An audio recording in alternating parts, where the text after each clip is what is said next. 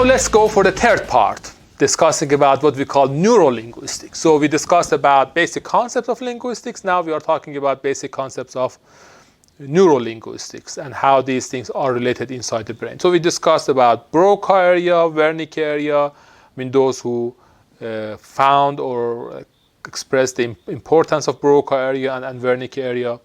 And then we discussed about basic concepts of how these areas are interrelated to each other based on what we learned so far in terms of having what we called a ventral pathway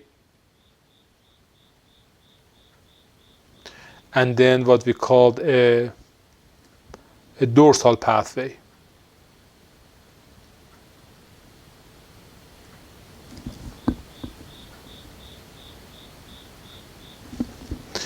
And then here, as you can see here, do you remember what was PMC? Yeah, PMC was premotor cortex, and then posterior middle temporal gyrus, superior temporal gyrus. So these things, probably the first session that we had in the cognitive neuroscience class, those things seemed very complex, but now they are complex. They are not very complex. So you pass that stage of thinking about those concepts as very complex, but now you have an understanding about how those things are basically named. And then frontal cortex, temporal cortex, parietal cortex, occipital cortex. So how these kind of pathways are connecting these areas. And then we discussed about some of these white matter tracks before in terms of what we called here as uncinate fasciculus, and then we had the arcuate fasciculus and fronto-occipital pathways or inferior longitudinal pathways. So we discussed about some of these white matter tracks before, and I think that Stephanie is mainly involved in kind of doing these sort of DTI, white matter tractography in her PhD thesis, as she was explaining today to us about how these things are happening. And there are many physicists who are interested to these concepts because, I mean, technically, this is the innovation in physics that they were able to make these white matter tracks based on this MR signal that we have. That is quite an interesting innovation in the field. And then we discuss about these kind of in more details, kind of pathways and areas that are involved here, and those, let's say, ventral and dorsal pathways, and how these things are related to each other in terms of being able to perceive language and also be able to produce language. So how these pathways are working together to be able to help us to perceive and produce language. Just to give you a more detailed overview about what we have discussed before about, as we discussed, we have a spectrotemporal analysis. And what we mean by spectrotemporal analysis, if you remember, we discussed about spectral analysis in terms of having frequency and time, and then just having different, let's say, intensity of different frequencies over the time when we are talking about something. And then we discussed how our inner ear would be able to do a fast Fourier transform, and then moving from that fast Fourier transform to what we call differentiating different, let's say, frequencies, and then from that moving forward to having tonotopic maps in different areas, in different levels of auditory processing in the brain.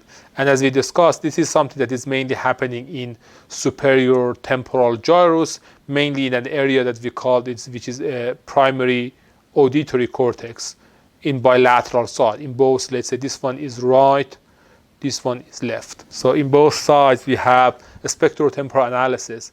And then we have phonological network, which is using those spectral analysis to be able to differentiate different phonemes or different elements of language, different kind of sounds that are related to language together to be able to process language, which is still an auditory kind of secondary auditory processing. They're happening in what we call STS, which is superior temporal sulcus. And we discussed about superior temporal sulcus before.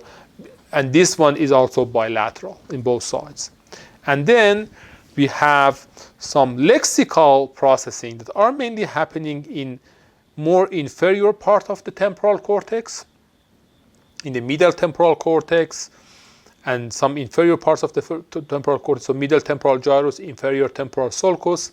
So we have superior temporal sulcus and inferior temporal sulcus. So there are two sulci on the temporal side of the brain.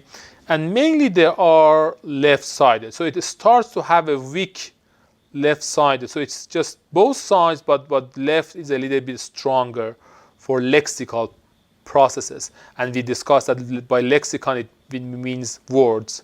So words and the kind of resources that we have with words, as you can see here, they are related to areas that are also involved in